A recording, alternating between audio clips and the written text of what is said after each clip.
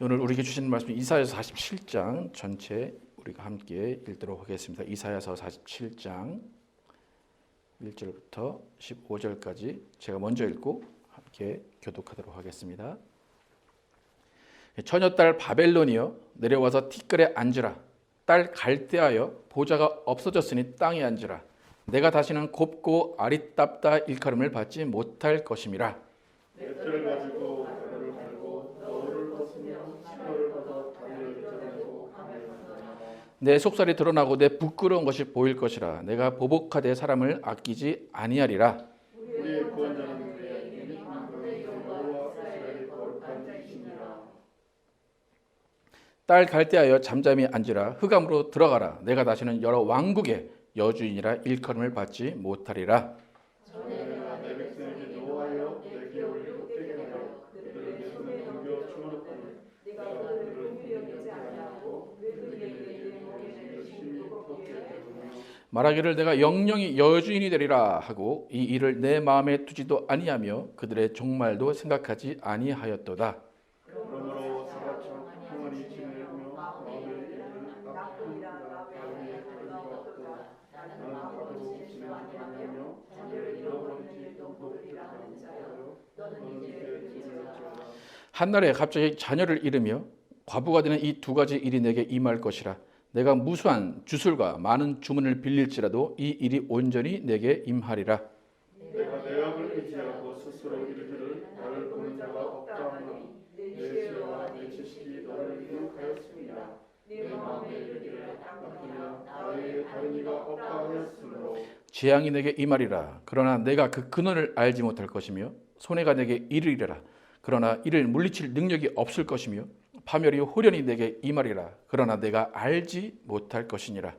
이제는 젊어서부터 힘쓰던 힘과 많은 기술을 가지고 맞서라. 혹시 유익을 얻을 수 있는지 혹시 놀라게 할 수 있는지 내가 많은 계략으로 말미암아 피곤하게 되었도다. 하늘을 살피는 자와 별을 보는 자와 조하는 날에 예고하는 자들에게 일어나 내게 임할 그 일에서 너를 구원하게 하여보라.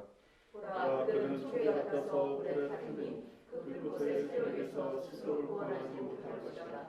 이불은 덮게 하는 소리 아니요 그 앞에 앉을 만한 불도 아니라. 같이 읽겠습니다. 내가 같이 힘쓰던 자들이 내게 이같이 되리니 어려서부터 너와 함께 장사전 자들이 각기 제 길로 흩어지고 너를 구원할 자가 없으리라. 아멘. 나만 모르는 하나님의 복수와 구원이란 제목으로 오늘 나누겠습니다. 지금까지 우리는 이사야서 40장 이후의 내용을 통해서 하나님이 우리의 구원자 되신다는 것을 살펴봤습니다. 나 외에는 다른 이가 없다 말씀하시면서 숨어 계시다가 드러내시고 또 지으신 자들을 백발이 되기까지 늙어서까지 품으시고 업으시면서 우리를 회개케 하시고 연단케 하시는 분이 우리 구원자 하나님이십니다. 그러니까 때로는 당근을 때로는 채찍을 사용하시면서 사랑하는 자들을 바른 길로 인도하시려는 것이 우리 하나님의 마음입니다. 하나님의 사랑하시는 이스라엘을 70년 동안 바벨론의 포로로 보내시면서 하나님을 따르지 않았던 또 하나님을 배반했던 그 일들을 깨닫게 하십니다. 또 숨어 계시는 하나님을 느끼게 하시면서 그들이 뉘우침을 얻게 하십니다. 근데 이스라엘에게 약속하신 그 포로 생활 그 전에 이미 하나님은 이사야를 통해서 회복까지 말씀을 하십니다.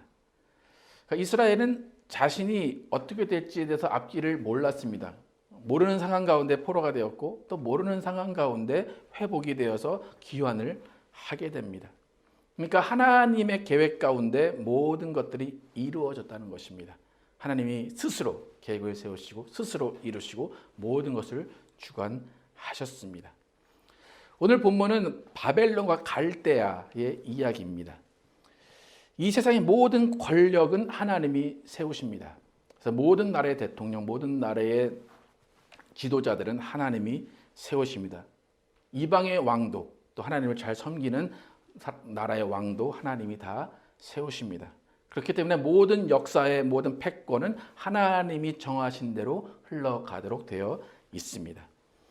그러니까 이스라엘이 하나님을 잘 섬기다가도 우상을 섬기면서 하나님의 실망, 하나님의 분노를 통하여서 이스라엘은 그 이방국들의 패권에 의해서 이스라엘의 운명이 결정이 되어집니다. 하나님은 어떤 계획을 세우셨냐면 바벨론을 사용하셔서 이스라엘을 패망하게 하시고 이스라엘을 포로로 끌려가게 하시고 그 다음에 페르시아를 통해서 하나님 다시 한번 회복을 역사하도록 계획을 세우셨습니다. 지금 바벨론과 갈대아는 이방신을 섬기는 민족입니다. 그런데 이방신을 섬기는 민족에게 하나님이 그들을 통해서 이스라엘을 회복시키시고 이스라엘에게 깨닫게 하시고 이스라엘에게 어떤 것인지 하나님이 어떤 분인지를 알게 하시려고 하십니다. 근본적인 이유는 하나님이 이미 말씀하셨듯이 이스라엘의 모든 왕과 선지자와 제사장을 다 취하게 하겠다.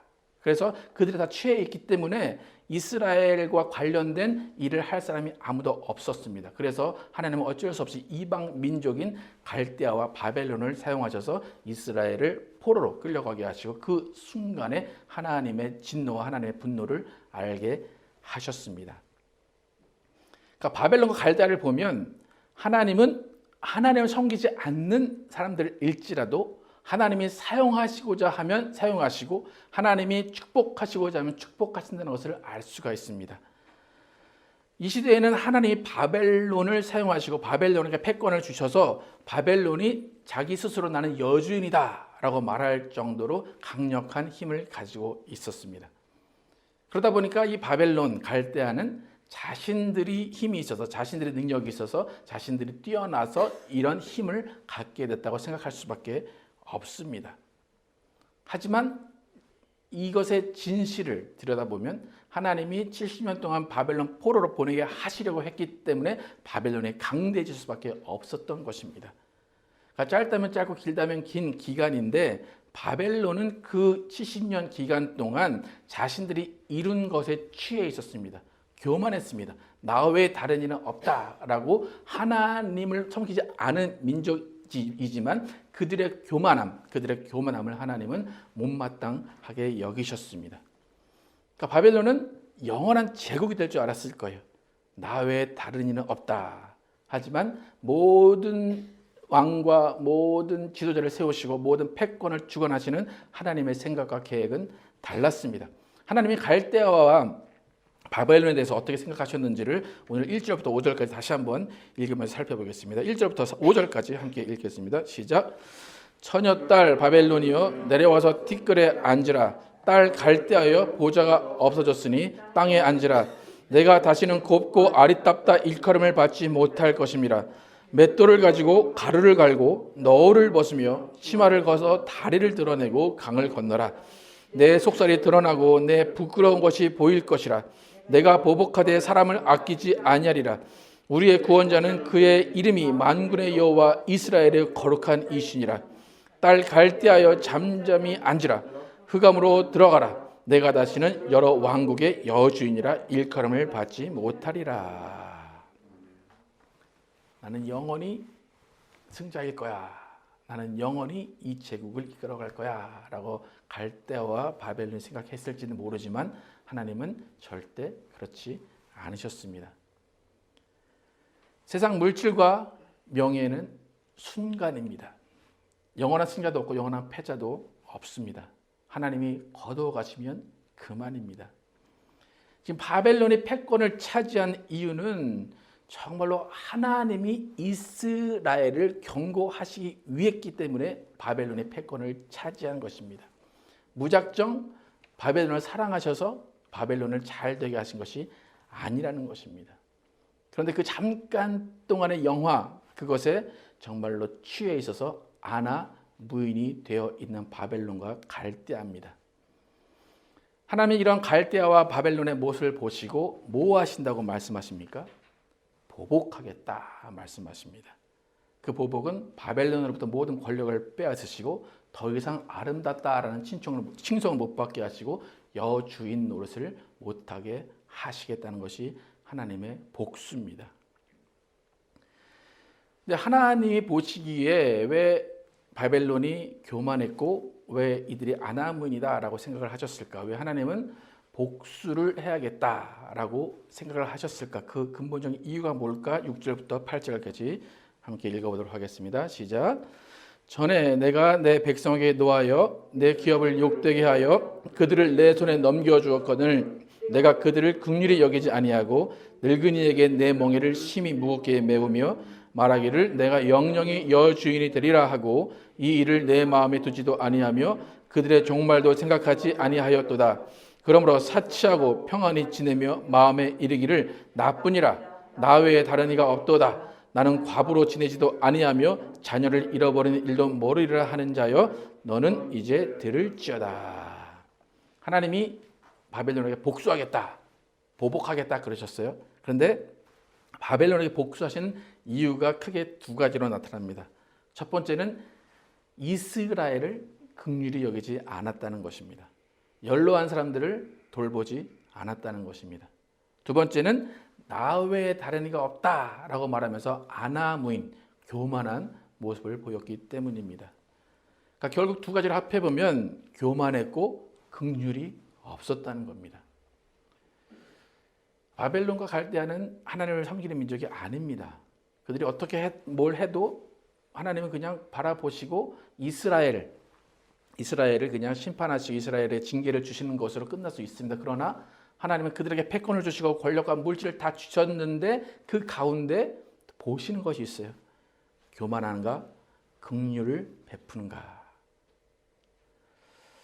이 세상에 하나님이 이 세상 사람들도 권력을 주시고 물질을 주시고 부욕해 하십니다.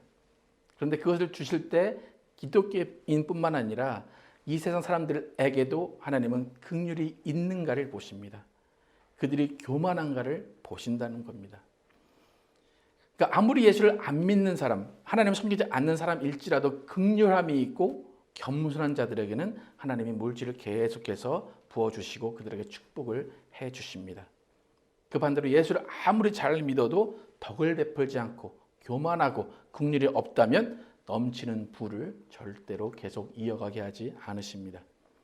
그러니까 우리가 잘 보면 부모의 때에 부자가 되어서 어떤 기업을 이루었는데 그 부모는 정말 그 기업을 통해서 사회에 도움을 주고 사람들을 섬기는 그런 모습으로 살았지만 자녀 때에 대해서 그 물질을 자기만 갖고 있고 오히려 사회에 베풀지 않는 그런 기업을 자식들이 그렇게 기업을 운영하다 보면 어느샌가 모르게 그 기업은 이름이 없어지는 경우를 많이 보게 됩니다.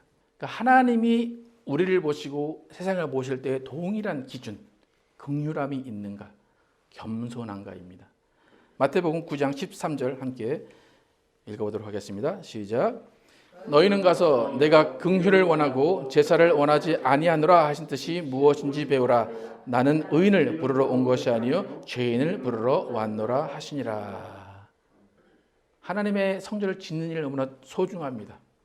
그렇다고 수단과 방법을 가리지 않고 지으라고 하신 것이 아닙니다.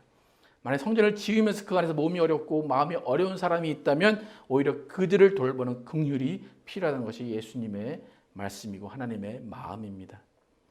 우리가 많이 부르는 찬양 가사 가운데 흠없는 경건은 고아와 과부를 위해 삶을 나누는 것이다 라고 우리는 찬양합니다. 하나님은 하나님이 주신 권력, 주신 물질, 주신 것으로 혼자 배부르라고 하지 않으십니다. 주신 것을 흘려보내면서 함께 나누기를 원하십니다. 만약 하나님이 주신 것을 혼자 취하고 혼자 배부르면 그 사람을 교만하다고 보십니다. 야고보서 어떻게 말하는지 야고보서 6장 10절, 4장 6절 10절 함께 읽어보겠습니다. 시작. 그러나 더욱 큰 은혜를 주시나니 그러므로 일렀으되 하나님이 교만한 자를 물리치시고 겸손한 자에게 은혜를 주신다 하였느니라. 10절. 주 앞에서 낮추라. 그리하면 주께서 너희를 높이시리라. 큰 은혜를 주시는데 교만한 자에게 주시지 않고 겸손한 자에게 주시고 낮추는 자를 높이시는 분이 우리 하나님이십니다. 갈대아와 바벨론에게 권력을 주시고 패권을 차지하게 하셨는데 하나님이 그들을 주목하신 것은 그들이 이스라엘을 긍휼히 여기는가, 노인들에게 어떻게 대하는가였습니다. 여러분, 진자가 이긴 자의 종이 되는 것은 하나님도 정하신 법칙입니다. 근데 그 안에서도 반드시 긍휼이 필요합니다. 전쟁에서 적군을 포위할 때 반드시 퇴로를 열어줘야 된답니다. 궁지에 몰린 적은 최후까지 공격하지 않는다는 것이 그 군사적인 전략이랍니다. 하나님은 모든 일 가운데 우리에게 긍휼을 원하십니다. 만약에 긍휼이 없는 나라, 긍휼이 없는 기업, 긍휼이 없는 개인이 있다면 하나님은 약자를 대신해서 보복하시고 약자를 대신해서 복수하십니다. 그러니까 단순히 하나님이 그가 미워서 복수하시는 것이 아니라 그에게 긍휼함이 없기 때문에, 교만하기 때문에 그를 고치시기 위해서 그렇게 복수하십니다. 근데 하나님이 행하시는 복수, 긍휼이 없는 자들에게 행하시는 그 복수에는 두 가지의 특징이 있습니다. 9절부터 11절까지 어떤 특징이 있는지, 하나님의 복수의 특징이 무엇인지를 9절부터 11절까지 읽고 보겠습니다. 시작. 한날에 갑자기 자녀를 잃으며 과부가 되는 이 두 가지 일이 내게 임할 것이라. 내가 무수한 주술과 많은 주문을 빌릴지라도 이 일이 온전히 내게 임하리라. 내가 내 악을 의지하고 스스로 이르기를 나를 보는 자가 없다 하나니 내 지혜와 내 지식이 너를 유혹하였음이라. 내 마음에 이르기를 나뿐이라 나 외에 다른 이가 없다 하였으므로 재앙이 내게 임하리라. 그러나 내가 그 근원을 알지 못할 것이며 손해가 내게 이르리라. 그러나 이를 물리칠 능력이 없을 것이며 파멸이 호련히 내게 임하리라. 그러나 내가 알지 못할 것이니라. 긍휼이 없는 자에게 하나님은 복수하시고 보복하십니다. 그런데 두 가지의 특징이 있습니다. 첫 번째는 긍휼을 베풀지 않는 그 사람이 긍휼을 베풀지 않은 그 대상, 돌보지 않은 그 대상과 똑같이 된다는 겁니다.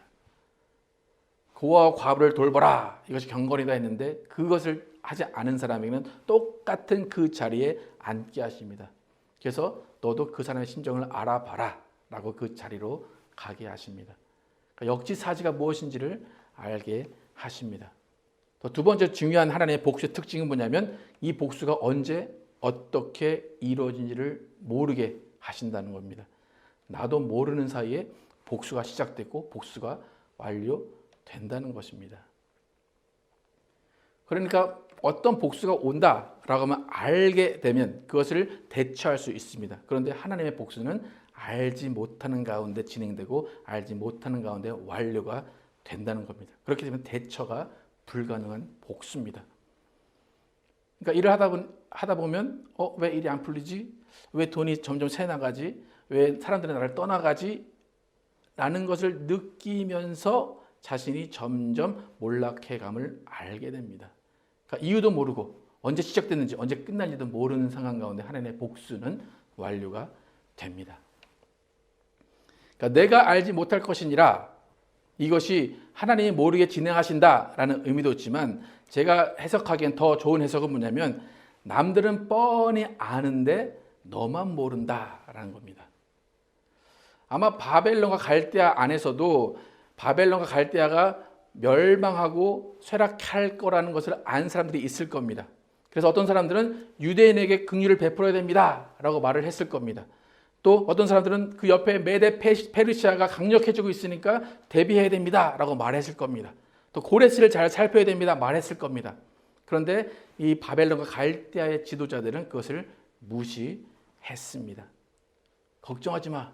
지금 우리 모습을 봐. 아무도 우리를 물리칠 수 없어. 우리는 최강이야. 나 외에 다른 이는 없어. 라고 말하면서 아무런 준비를 하지 않았을 것입니다. 그러나 하나님은 그 순간에 그들에게 보복을 하고 계셨습니다.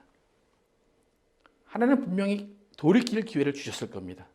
바른 소리를 하는 사람들을 통해서 돌이킬 기회를 주셨을 것입니다. 그러나 그 기회를 놓치고 교만으로 오히려 갚았을 것입니다.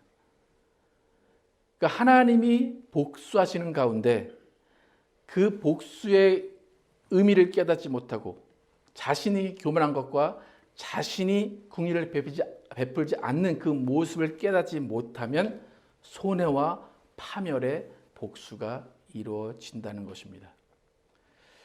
여러분, 암도 조기에 발견되면 치료가 가능합니다. 근데 많은 사람이 왜 암으로 죽어갑니까? 나도 모르는 사이에 암이 발병되고 나도 모르는 사이에 암이 진행되고 암이 끝나기 때문입니다. 저희 와이프가 저한테 귀에 딱지가 않도록 라면 먹지 마라, 탄산음료 먹지 마라, 운동해라 이야기합니다. 근데 저는 제 마음대로 먹고 싶은 마음이 굴뚝 같습니다. 그래서 요즘에 더 유난히 그런 말을 많이 해서 요즘에 참 스트레스가 많습니다. 근데 만약에 이러다가 제가 많이 몸이 아파지고 만약에 정말 암이라도 걸리면 전 하나님께 뭐라고 할 것 같습니까? 하나님의 일을 열심히 하는 저에게 왜 암을 주십니까? 하나님 뭐라고 하실까요? 야, 그렇게 네 와이프를 통해서 먹지 말라고 했는데 너 왜 이렇게 먹어놓고 나한테 그러냐? 그러실 겁니다. 그러니까 뭡니까? 와이프도 알고 다 아는데 저만 모르는 상태로 병이 걸릴 수가 있다는 겁니다. 사실 여기서 하나님의 복수, 하나님의 보복이라고 말씀하시지만 사실은 스스로 얻은 재앙입니다. 여러분, 구원의 때 예수님의 재림하심 아무도 모릅니다. 세상의 교회는 계속해서 세상에게 예수님이 오십니다. 재림하십니다. 천국은 있습니다.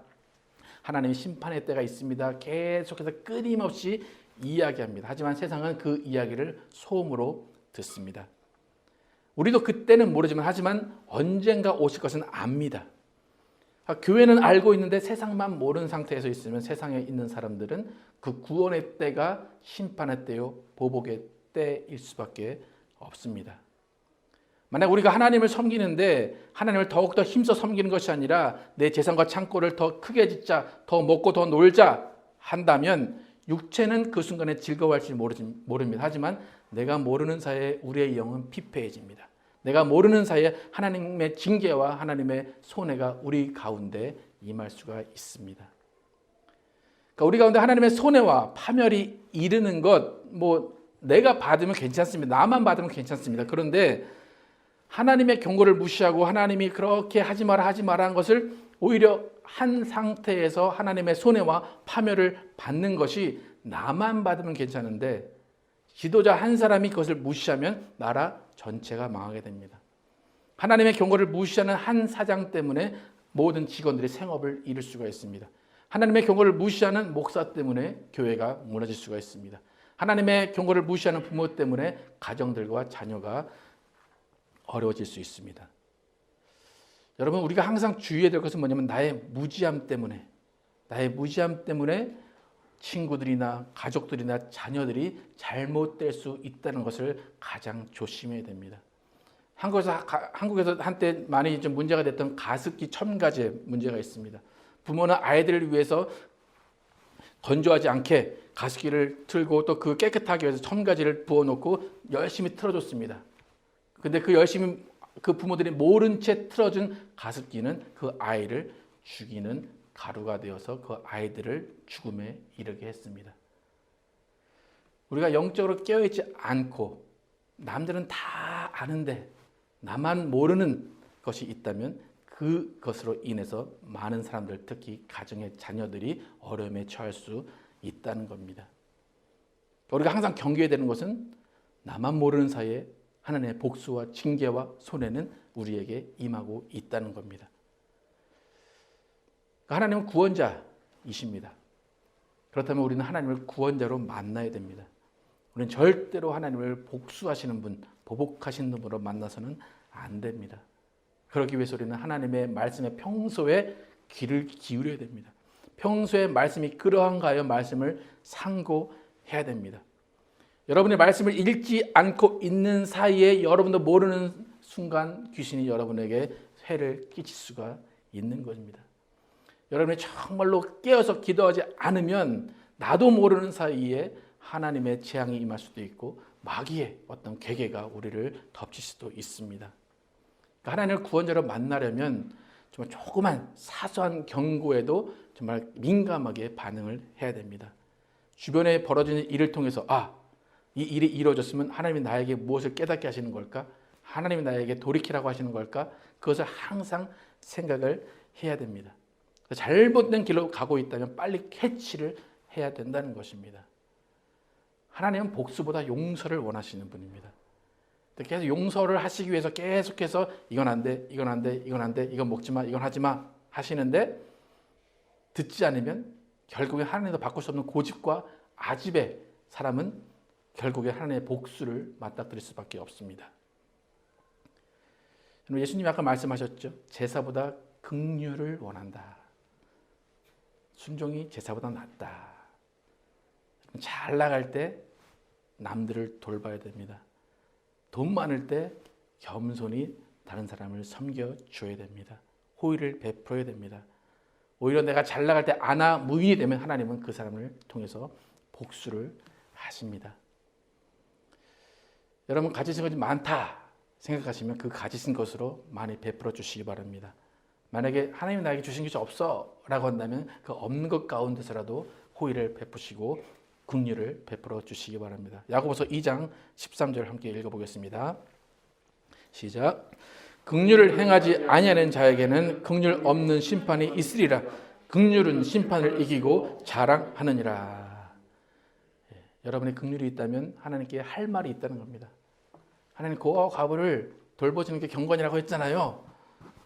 성경 조금 못 읽고 좀 기도 못해도 하나님 저 고아와 과부를 돌봤습니다 하면 하나님이 심판 이때에 조금이라도 참작을 해 주신다는 겁니다. 여러분 긍휼과 겸손으로 하나님의 심판과 복수를 피해 가시기 바랍니다. 하나님이 바벨론에게 복수하신 이유를 기억하시기 바랍니다. 긍휼이 없다는 겁니다. 교만하다는 겁니다. 나 중심적으로 살았다는 겁니다. 작은 것 하나라도 베풀어 줌으로써 나만 모르는 사이에 임하는 파멸과 손해를 넘어가시기 바랍니다. 나만 모르는 사이에 임하게 되는 예수님의 재림의 때에 우리는 오히려 하나님을 만나고 예수님을 만나야 할 것입니다. 그래서 정말로 남들은 다 아는데 나만 몰라서 겪는 손해와 파멸의 길을 가지 마시고 정말로 오히려 내가 깨닫고 내가 돌이켜서 하나님의 영광에 참여하는 여러분과 제가 되시기를 예수의 이름으로 축복합니다.